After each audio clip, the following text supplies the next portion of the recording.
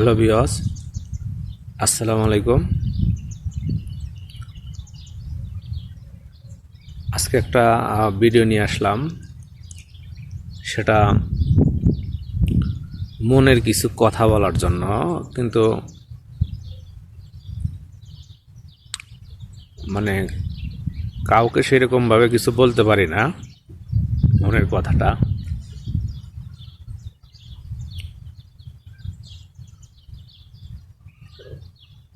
সেটা হচ্ছে আমার মামা আবু বক্কর। আপনারা সবাই জানেন কম বেশি যে আমার মামা আর বেঁচে নেই। তিনি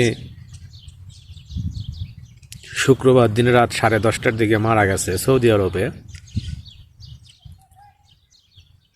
তো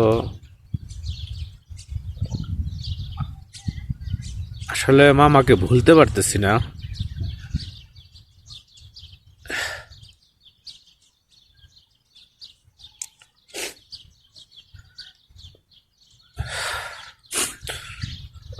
মামার কিছু কথা, মামার কিছু স্মৃতি মানে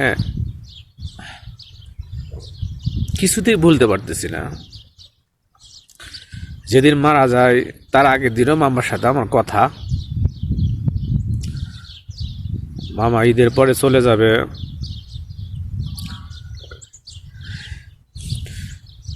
ঈদের পরে কাগজপাতি করে কোম্পানি বলছে তোকে ঈদের পরে পাঠাবো। আমার সাথে মামার যখনই কথা হতো আমার কি অবস্থা, আসলে আমার অনেকদিন কাজ ছিল না। আমি প্রায় 1.5 মাস হলো বসা। মামা আমাকে নিয়ে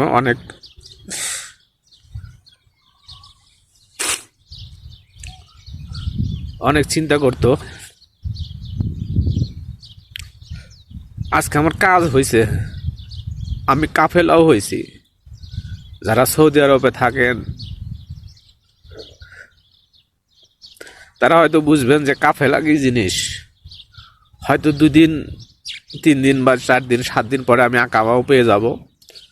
আমি আজকে কাফেলা হয়েছি, একটা কোম্পানিতে আমি কাফেলা হয়েছি, আমার কাজও হয়েছে। তো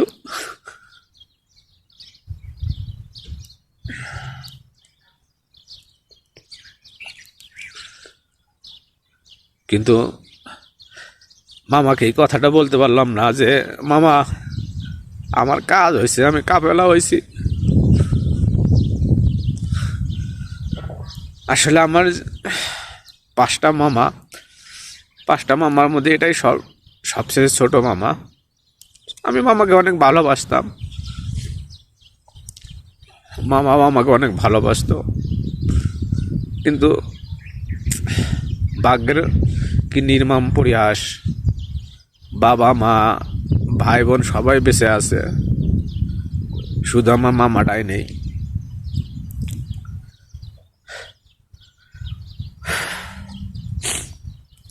আজ যদি সে শুনতে পারতো যে আমি কাফেলা হয়েছি, আমি কাজ পাইছি,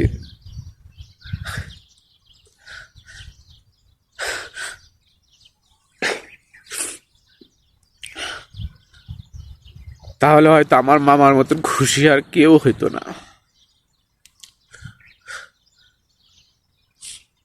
আসলে মামার এই অকাল মৃত্যু আমি মেনে নিতে পারতেছি না।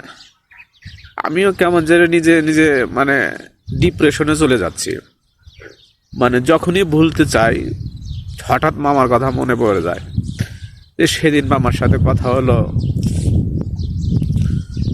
মামার দেশে যাবে, মামার পরিবারের সাথে দেখা করবে, মামার মেয়েকে বিয়ে দেবে। মামা বেশিরভাগ সময় তার মেয়েদের কথা বলতো যে আমার 3টা মেয়ে, কি করব। আমার মামা প্রচুর কষ্ট করেছে এই সৌদি আরবে, প্রচুর। আমি জানি সে কি পরিমাণ কষ্ট করছে, কিন্তু জানি না আল্লাহর এটা কোন পরীক্ষা। মামা চলে যাওয়ার পর থেকে আমারও শরীর ভালো নেই। কারণ হয়তো ভালোবাসার জিনিস বেশি দিন থাকে না, কিন্তু আমার একটাই আফসোস, আমি মামাকে বলতে পারলাম না যে মামা আমি কাজ পাইছি, আমি কাজ পাইছি মামা। আমাকে মামা প্রায় প্রতিদিনই ফোন দিয়ে খোঁজ নিত, সোহেল কাজ পাইছো, কি খবর, চিন্তা করো না, পাইবে। কিন্তু আজ কাজ পাইছি, কাফেলা পাইছি, কিন্তু মামা নাই।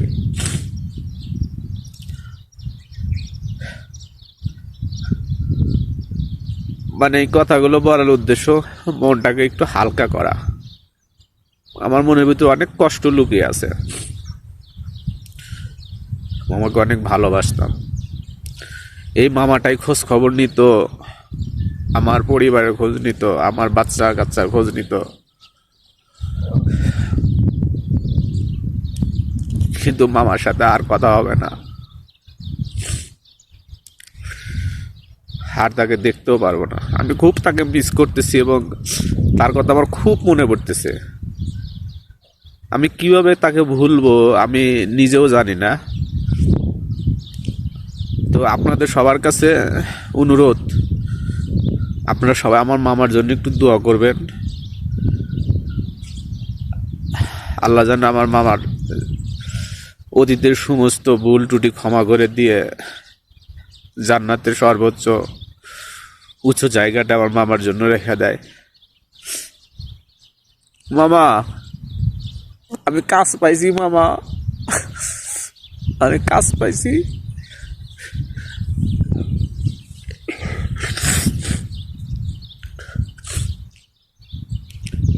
আমার মামা তার পরিবার নিয়ে অনেক চিন্তা করছে। তো যারা যারা এই প্রবাসে থাকে তাদের পরিবারের উদ্দেশ্য বলতে চায়, আপনারা কখনো কোনো প্রবাসী সন্তানদের আপনারা বা ভাইদের চাপ দিয়েন না। কারণ তারা এখানে সারাদিনও যদি কাজের ব্যস্ত থাকে, কিন্তু রাত্রে আপনাদের কথা মনে পড়ে বুক ফেটে যায়। আপনাদের যদি একটু চাপ, একটু বাঁকা কথা সহ্য হয় না। তাই আপনারা প্রবাসীর সাথে একটু ভালোভাবে কথা বলুন, তাদেরকে একটু উৎসাহ করুন। আসলে সবাই ভাগ্য নিয়ে, সবার ভাগ্য সমান না। সবার ভাগ্য যদি সমানই হতো তাহলে হয়তো এই পৃথিবীতে এত দুঃখ কষ্ট থাকতো না। তো তাই আপনার ছেলে সন্তান যারা প্রবাসী থাকে, ভাই বন্ধু যারা থাকে, তাদেরকে প্রেশার না দিয়ে, চাপ না দিয়ে তাদেরকে বুঝান। কারণ এখানে যে কতটা যন্ত্রণা, এটা একমাত্র শুধু প্রবাসীরাই জানে।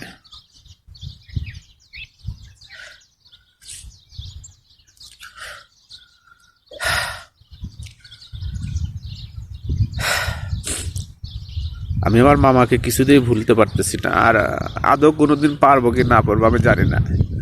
আমার মনে হয় যে আমার মামা আমাকে আবার ফোন করবে, কিন্তু আমিও কি হতভাগা বাইক না যে আমি মামাকে একটু মধ্যে দেখতে পারলাম না। কারণ আমার মামা আমার থেকে অনেক দূরে আছে, প্রায় 1100 কিলোমিটার দূরে। আমি এখনো তার সাথে দেখা করতে পারিনি। সে আমাকে নিয়ে অনেক ভাবতো, চিন্তা করতো। আজ যদি সে জীবিত থাকতো তাহলে আমার এই খুশির দিনে আমার এই কথাটা শুনে হয়তো অনেক খুশি হইতো সে।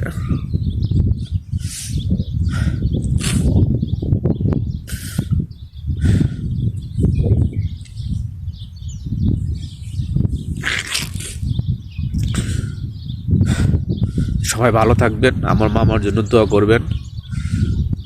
আল্লাহ যেন আমার মামাকে বেহেশত নসিব করে, সবার কাছে দোয়া বরখাস্ত। সবাই ভালো থাকেন, সুস্থ থাকেন। খোদা হাফেজ। আসসালামু আলাইকুম।